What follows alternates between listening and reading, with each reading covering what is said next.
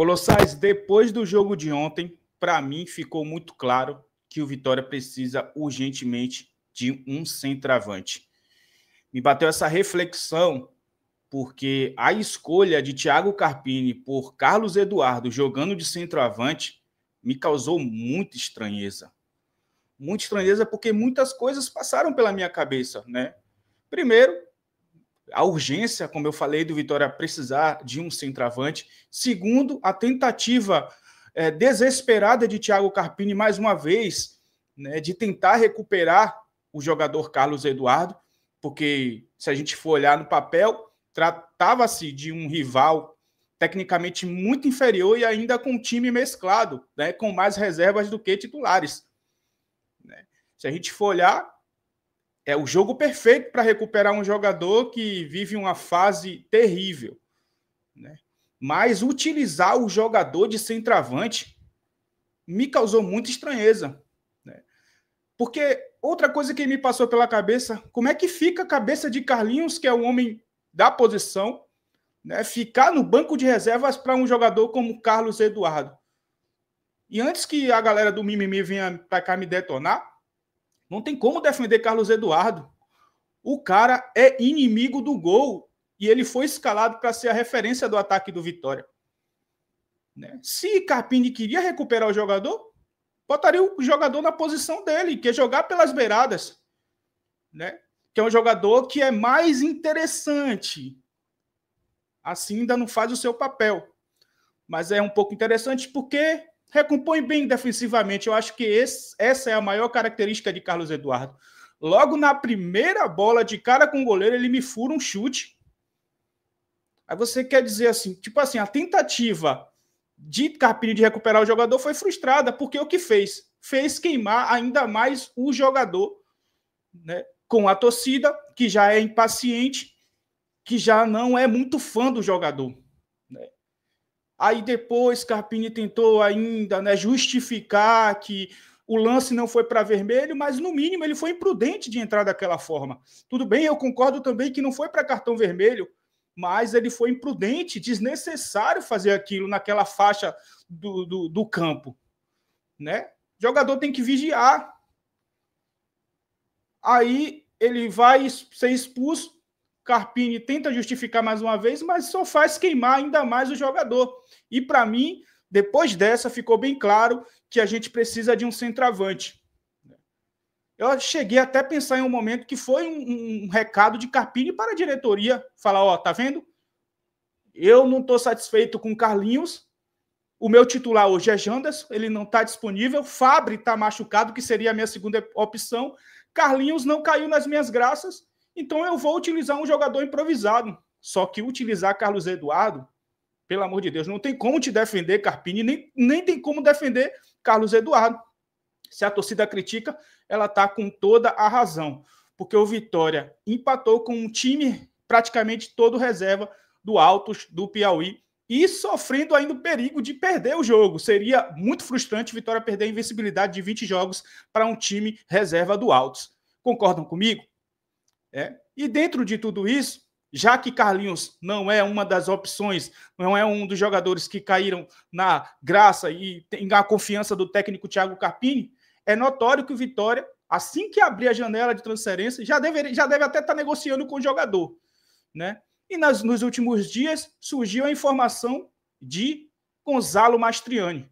Eu vou trazer aqui neste vídeo um depoimento de um setorista do Atlético Paranaense, onde ele falou coisas pessoais do jogador, né? Essa ligação entre o jogador e Vitória, que ainda continua, né?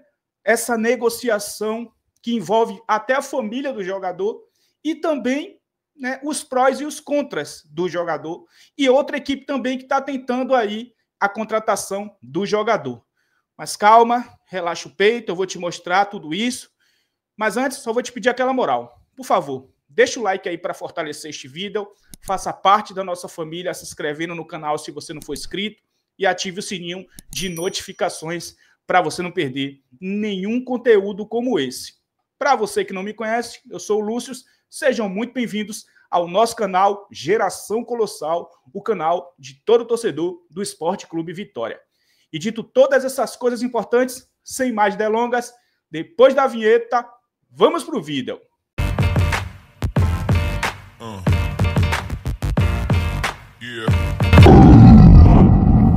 Bom, Colossais, vamos lá, né? Antes de eu te mostrar esse vídeo, né, do setorista do Atlético Paranaense falando a respeito da negociação entre Vitória e o jogador, eu tenho que falar aqui para você que Gonzalo Mastriani também não vive uma boa fase lá no Atlético Paranaense. Não consegue ser o titular e nas oportunidades que teve não jogou bem, né? A gente pode até entrar no questionamento que o esquema tático do técnico não favorece o jogador, mas todo jogador tem que saber se adaptar ao esquema tático do técnico. Não necessariamente o técnico tem que adaptar um esquema tático ao jogador. Às vezes isso até acontece, né?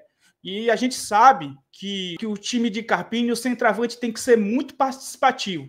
Talvez por esse motivo o Carlinhos não tenha muitas oportunidades, porque é um jogador que não tem muita mobilidade, apesar de ser grandão, é um jogador mais de área, não é aquele jogador que corre, que tem uma intensidade, né, que busca a marcação também. Essa não é a característica de Carlinhos, por isso que ele não tem muitas oportunidades. Porém, entretanto, todavia, Gonzalo Mastriani também não vive esse momento de intensidade que ele já viveu em outros momentos. O jogador ainda não recuperou a confiança depois da grave lesão que sofreu e se recuperou. Ele precisa retomar aquela confiança para poder o futebol dele fluir novamente. Eu espero que ele venha para o Vitória e que ele retome essa confiança e possa ajudar, porque o Vitória urgentemente precisa de um centroavante. Vamos aqui mostrar o vídeo, né, do setorista lá do Atlético Paranaense, do canal Threads, onde ele falou a respeito da situação do jogador. Qual que é a questão com o Mastriani, tá? Para deixar de primeira aqui, para você ficar informado. O Juventude e o Vitória, dois times da Série A do Campeonato Brasileiro, buscaram a situação do Gonçalo Mastriani. Os dois times buscaram o que seria necessário para tirar o Mastriani do Atlético e tê-lo nos seus elencos, né? O Atlético, assim, nesse momento, avalia a possibilidade de uma venda. Isso é até contraditório, né? Porque o Atlético queria vender o Mastriani. Falou o Mastriani, procure um destino que nós não queremos você aqui. Muito alto salário, valor considerável, né? Então, beleza. Vai buscar um destino. O Mastriani encontrou o Vitória. O Vitória estava disposto a investir na contratação do Mastriani lá atrás, isso, né? E aí o Atlético, que tinha costurado um acordo para envolver o Felipe Machado, que hoje está no Coritiba, né? Pede para o Mastriani permanecer. Não queremos mais vender. Então, beleza. Vai ficar com o Mastriani vai jogar. Show. Maravilha. A grande verdade é que a família do Gonçalo Mastriani gostaria de ir a Salvador. Gostaria de morar na Bahia. Gostaria de que o jogador fosse jogar no Vitória, né? O Mastriani também gostaria de jogar no Vitória, nesse momento. E o Vitória, ao que nos consta, tem hoje capacidade para investir próximo do valor que foi investido pelo Atlético na chegada do Mastriani, 2 milhões de dólares, né? Então, é um cenário que acaba se tornando real nesse momento da janela fechada, mas que abre no dia 10 de março para jogadores que estavam inscritos nos campeonatos estaduais. O Juventude, por outro lado, chega com uma possibilidade de talvez ter o Mastriani, e aí a gente não tem informação de fato um contato com o Atlético, apenas a sondagem ao jogador, ao staff do jogador. Mas o Juventude aparece com uma possibilidade de que o Atlético é o Enio, que é do Amazonas, está emprestado ao Juventude. O problema é que o Juventude tem a opção de compra, tem o primeiro movimento, tem a prioridade no negócio. Então, se o Juventude quiser manter o Enio, ele mantém o Enio. Talvez, e aí, conjecturando, especulando aqui, talvez envolver o Mastriani numa ida ao Juventude possa fazer sentido ao Atlético para que tenha o Enio. Porque aí o Juventude talvez não faria a opção, não exerceria a opção de compra, o jogador poderia ter uma ida ao Atlético facilitada. Isso pode acontecer? Pode. Isso deve acontecer? Não sei dizer. Não consigo cravar que isso é um cenário possível, plausível, mas é algo que pode acontecer. Então, assim, aparecem esses dois destinos, o Vitória com todas as suas peculiaridades, envolve a família do jogador e etc., o Juventude com as suas peculiaridades também. Fato é que o Mastriani faz hora extra no Atlético nesse momento, né? Não por ser um mau jogador, não por ser um jogador inqualificado, porque ele não é, ele tem qualidade. Mas faz hora extra porque o Atlético queria sair, ele queria sair, o Atlético tentou dar uma sobrevida nessa parada. E é uma sobrevida estranha porque, ao que parece, nesse começo de temporada, o Mastriani não serve para jogar no esquema do Maurício Barbieri. Não é o jogador nem de sustentação de jogo, que é a característica do Allan Kardec, que fez o Atlético criar bastante chance, como também não é um jogador de movimentação, que era o Lucas Diori, que também fazia o Atlético criar bastante. Essas foram as falas do setorista do Atlético Paranaense do canal Threads. É o seguinte, a verdade é que Gonzalo Mastriani é um bom jogador, é um goleador nato.